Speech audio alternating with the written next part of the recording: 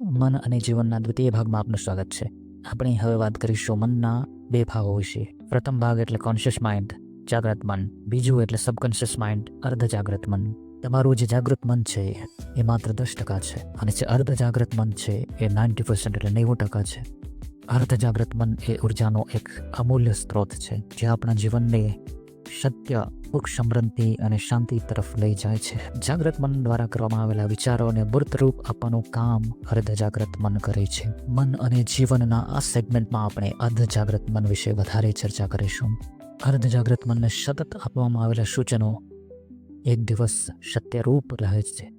સતત આપવામાં આવેલા સકારાત્મક વિચારો અને પોતાના જીવનને વ્યવસ્થિત કરવાના વિચારો એક દિવસ મૂર્ત રૂપ લે છે, હકીકતમાં પરિણમે છે.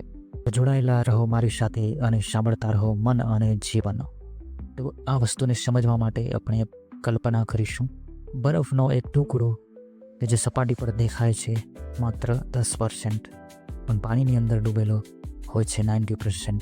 એ જ રીતે 10% આપણું મન એ સક્રિય મન છે, જ્યારે અર્ધ જાગ્રત મન જે વિચારોને સત્યતા આપે છે એ 90% રહેલું છે.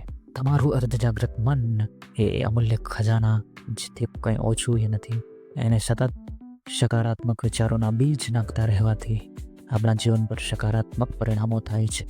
મન અને જીવનના આ સેગમેન્ટમાં આપણે એ અર્ધ જાગ્રત મનના વિચારોને આપણે વ્યવસ્થિત રીતે સમજીશું. આગળ સમજીશું કે અર્ધ જાગ્રત મન એ શું છે, એના પર કેવી રીતે કાર્ય કરી શકાય છે અને કેવી રીતે એને આપણા માટે ચમત્કારપૂર્ણ બનાવી શકાય છે.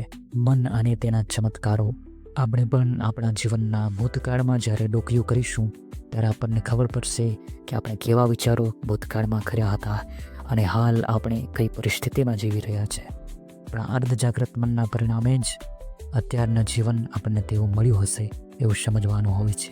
આપણું અર્ધ જાગ્રત મન એ એવું ટૂલ છે જે દ્રશ્ય અને વિચારોને પકડીને આગળ ચાલે છે.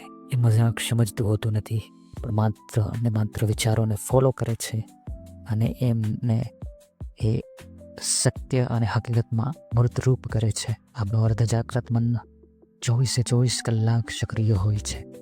એને સારા અને સાચા વિચારો પ્રદાન કરવામાં આવે તો આપણા જીવનમાં એક ચમત્કારિક પરિણામો દેખાય છે. અને આ ચમત્કારિક પરિણામો એ માત્ર અર્ધ જાગ્રત મનની દેન છે. સતત તમારા અર્ધ જાગ્રત મનને સાચી પ્રાર્થનાઓ અને સાચા સૂચનો મોકલતા રહો, પોઝિટિવ થિંકિંગ મોકલતા રહો અને ચમત્કારપૂર્ણ લાભ મેળવતા રહો. મન અને જીવનના આ ભાગમાં બસ આટલું જ. આગળ જોઈશું વધારે.